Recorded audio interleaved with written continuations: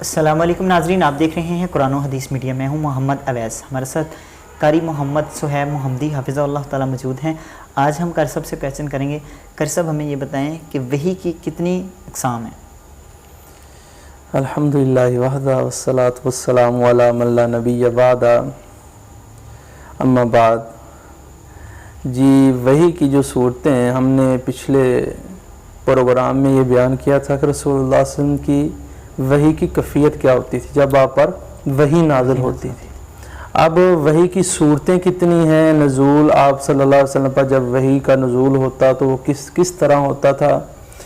عون الباری میں جو شرح بخاری میں ہے کہ رسول اللہ صلی اللہ علیہ وسلم پر جب وحی کا نزول ہوتا اور اس کی کیفیت جو ہے پہلے ہم بیان کر چکے، مثل الجرسی، جیسے گھنٹی بجتی ہے ایسے آواز آتی تھی۔ دوسری جو صورت ہے وہ یہ ہے کہ رسول اللہ صلی اللہ علیہ وسلم کے پاس جبریل امین کسی انسان کی شکل میں آتے تھے اور آ کے آپ صلی اللہ علیہ وسلم سے ہم کلام ہوتے تھے۔ یہ وحی کی دوسری صورت ہے۔ اور وحی کی جو تیسری صورت ہے وہ یہ ہے کہ رسول اللہ صلی اللہ علیہ وسلم کو خواب آتے تھے، جیسے پہلے انبیاء کو بھی آتے رہے، حضرت ابراہیم علیہ السلام۔ انبیاء کے جو خواب ہوتے ہیں نا، ویسے بھائی یہاں یہ بات سمجھنے کی والی ہے، ضرور سمجھنے والی ہے کہ جو انبیاء کرام انبیاء اور رسول کو جو خوابیں آتی ہیں نا، وہ اللہ کی طرف سے وحی ہوتی ہے، ٹھیک ہے، اور وہ سچی خوابیں ہوتی ہیں، اس پر عمل کرنا بھی ضروری ہوتا ہے۔ ابراہیم علیہ السلام کو خواب ہے کہ میں اپنے ہاتھ سے بیٹے کو ذبح کر رہا ہوں، ٹھیک ہے، تو اس دن ہوا تو آپ نے وہ کام کیا۔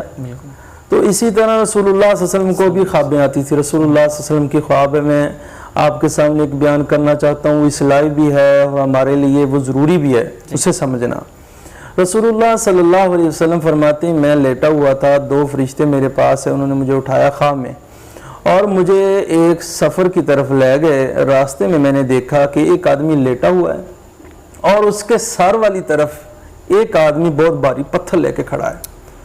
وہ اس کو اتنی زور سے مارتا ہے اس انسان کے سر پر جو لیٹا ہوا ہے کہ پتھر اس کے سر پر لگ کر دور جا کے گرتا ہے اور اس آدمی کو سر جو ہے وہ کچلا جاتا ہے۔ برکیف سفر لمبا تھا، سوال رسول اللہ صلی اللہ علیہ وسلم نے کیا، فرشتوں نے کہا ہم بعد میں بتائیں گے۔ تو آپ علیہ السلام نے جب بعد میں پوچھا تو بتایا گیا اللہ کے رسول یہ وہ آدمی ہے جو نماز وقت پہ نہیں پڑھتا تھا، نماز میں سستی کیا کرتا تھا۔ اب اس کی قیامت تک یہی کیفیت ہے کہ اس کے سر پر پتھر مارا جائے گا، پھر اس کا سر درست ہوتا ہے، پھر مارا جاتا ہے، پھر درست ہوتا ہے، قیامت تک اسی تکلیف میں اس کی زندگی بسر ہوگی۔ یہ رسول اللہ صلی اللہ علیہ وسلم کو خواب جو ہے یہ حقیقت ہے، یہ وحی ہے اللہ کی طرف سے۔ جو آدمی انسان نماز میں سستی کرتا ہے اس کی یہ سزا اللہ پاک نے رکھی۔ اور وحی کی جو چوتھی صورت ہے، پہلی صورت تھی رسول اللہ صلی اللہ علیہ وسلم گھنٹی کی مثل آواز آتی تھی۔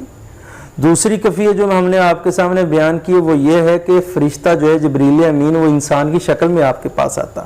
تیسری کیفیت کہ آپ کو خواب میں اللہ پاک وحی کا نزول فرماتے ہیں۔ اور چوتھی کیفیت کہ جبریل امین علیہ السلام اپنی اصل صورت میں رسول اللہ صلی اللہ علیہ وسلم کے پاس آتے، ٹھیک ہے۔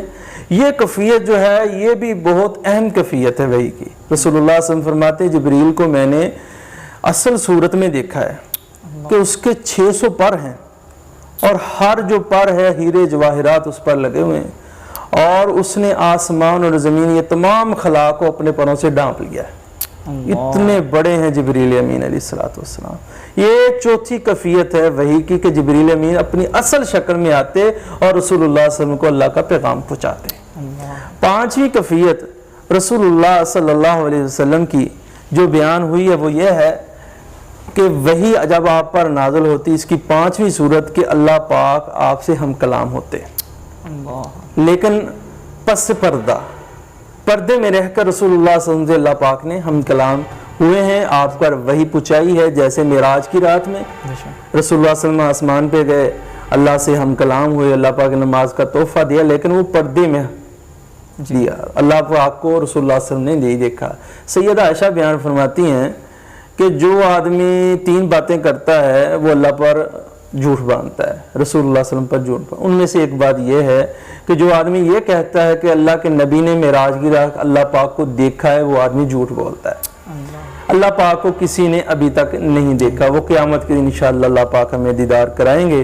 اللہ سے دعا ہے کہ اللہ پاک ہمیں ان چیزوں کو سمجھنے، یہ چیزیں بہت ضروری ہیں۔ بالکل وہی شریعت قرآن حدیث تو ہم سمجھتے ہیں، لیکن اس کا وحی کا نزول کیسے ہوا، اس کی کیفیت کیا تھی، یہ ہم آپ کے سامنے، ناظرین کے سامنے لے کر آئے ہیں۔ اللہ سے دعا ہے کہ اللہ پاک ہمیں سمجھنے کی توفیق عطا فرمائے۔ وآخر دعوانا الحمدللہ رب العالمین۔ بہت بہت شکریہ کرسن جی۔ ناظرین اگلے پروگرام میں پھر حاضر ہوں گے، تب تک کے لیے ہمیں اجازت دیجیے، اللہ حافظ۔ دعوت قرآن و سنت اپنی یہ پہچان ہے۔